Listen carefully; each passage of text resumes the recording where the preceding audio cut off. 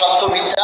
আলহামদুলিল্লাহ, পেএসএফ হচ্ছে, আমরা সবাই খুশি। 22 লক্ষ পরিবার, সকলের পক্ষ থেকে দেশনায়ক তারেক রহমান মাননীয় প্রধানমন্ত্রীকে আমরা ধন্যবাদ এবং কৃতজ্ঞতা জানাই। আজকে যে পেএসএফ হচ্ছে 22 লক্ষ পরিবারের মুখে, এই উপলক্ষে আমরা আসলে আজকে মিষ্টি বিতরণ করছি। আমরা সবাই একটু মিষ্টি খাওয়াচ্ছি। এই সবাই বলি, একটু কথা বলি, খাওয়াই দিলে সমস্যা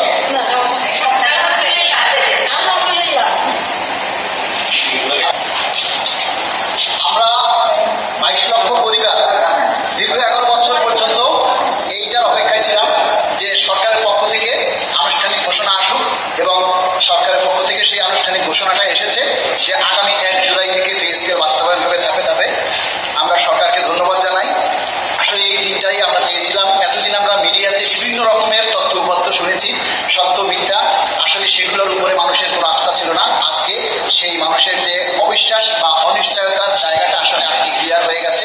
আজকে আমরা মাননীয় প্রধানমন্ত্রীকে ধন্যবাদ জানাই, কৃতজ্ঞতা জানাই। সেই সাথে আমাদের দাবি থাকবে যে যেহেতু 11 বছরের দ্রব্যমূল্যের ভীষণ ঊর্ধ্বগতি হয়েছে, এবং এই ঊর্ধ্বগতি এবং মানুষের যাতে দ্রব্যমূল্যের সাথে ক্রয় ক্ষমতার একটা সামঞ্জস্য থাকে, সেটার উপরে ভিত্তি করে যাতে আমাদের এই পে স্কেলটা এককভাবে এক ধাপেই যাতে বাস্তবায়ন করা হয়। তবে যদি দেশের অর্থনৈতিক অসঙ্গতি থাকে বা আর্থিক ক্রাইসিস থাকে, সেক্ষেত্রেও আমরা চাই অতীতের যে 3টা পে স্কেল হয়েছিল কোনোটাই 2 ধাপে বেশি যায়নি। আমরাও এবারের এই পে স্কেল, নবম পে স্কেলটা আমরা 2 ধাপেই বাস্তবায়ন